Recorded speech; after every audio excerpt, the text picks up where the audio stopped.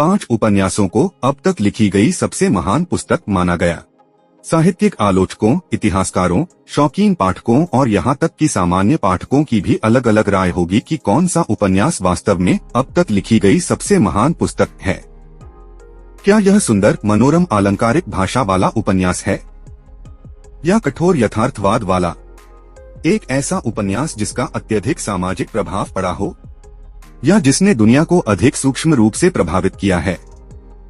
यहाँ 5 उपन्यासों की सूची दी गई है जिन्हें विभिन्न कारणों से अब तक लिखे गए साहित्य के कुछ महानतम कार्यों में से एक माना गया है। Number 5, beloved.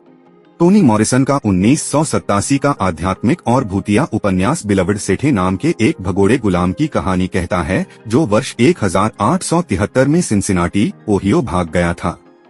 उपन्यास स्वतंत्रता प्राप्त होने के बाद भी गुलामी के आघात की जांच करता है, जिसमें सेठे के अपराध और भावनात्मक दर्द को दर्शाया गया है।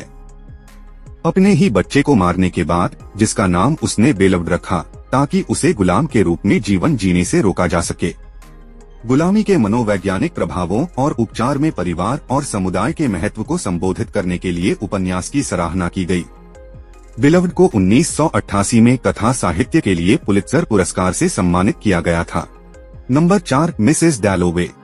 संभवतः इस सूची का सबसे अनोखा उपन्यास वर्जीनिया वुल्फ का मिसेस डलोवे, क्लेरिसा डलोवे नामक एक ब्रिटिश सोशलाइट के जीवन के ठीक एक दिन का वर्णन करता है। तीसरे व्यक्ति के वर्णन और विभिन्न पात्रों के विचारों के संयोजन का उपयोग करते हुए उपन्यास पूरे रास्ते चेतना की धारा शैली का उपयोग करता है। इस शैली का परिणाम पात्रों के दिमाग में एक गहरी व्यक्तिगत और खुलासा करने वाली झलक है, जिसमें उपन्यास अपनी कहानी बताने के लिए कथानक के बजाय चरित्र पर बहुत अधिक निर्भर करता है। उपन्यास की अनूठी शैली, विषय और समय सेटिंग इसे सभी समय के सबसे सम्मानित और सम्मानित कार्यों में से एक बनाती है। Number 3, things fall apart. 1958 में प्रकाशित चिनुआ अचेबे की थिंग्स फॉल अपार्ट नाइजीरियाई साहित्य का एक ऐसा काम है जिसे कुछ साहित्यिक हलकों के पूर्वाग्रह से उबरना पड़ा और जो इसके बावजूद दुनिया भर में पहचान हासिल करने में सक्षम है। उपन्यास ओकोंकोव नाम के एक इग्बो व्यक्ति का वर्णन करता है जो उसके परिवार नाइजीरिया के उस गांव का वर्णन करता है जहां वह रहता है और अपने मूल देश पर ब्रिटिश उपनिवेशवाद के प्रभावों का वर्णन करता है।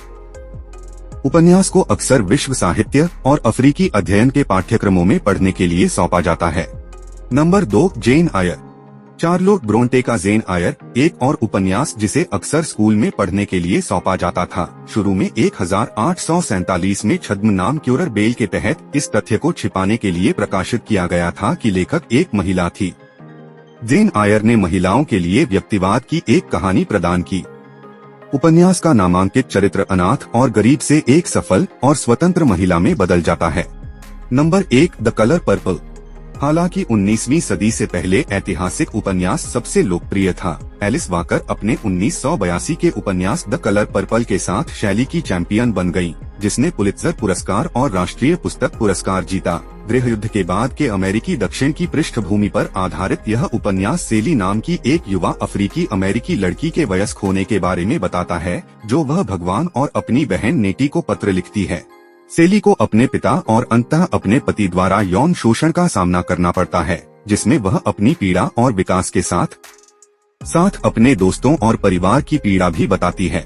उपन्यास वंचित और क्षतिग्रस्त पात्रों के समूह के माध्यम से लिंगवाद, नस्लवाद, लिंग, यौन अभिविन्यास और विकलांगता के विषयों की पड़ताल करता है जो समय के साथ अपने जीवन को आकार देने के लिए विकसित होते हैं। इस कहानी को 1985 में एक अकादमी पुरस्कार नामांकित फिल्म में रूपांतरित किया गया था, जिसे व्यापक आलोचनात्मक प्रशंसा के बावजूद उन सभी 11 पुरस्कारों से वंचित कर दिया गया था जिनके लिए इसे नामांकित किया गया था।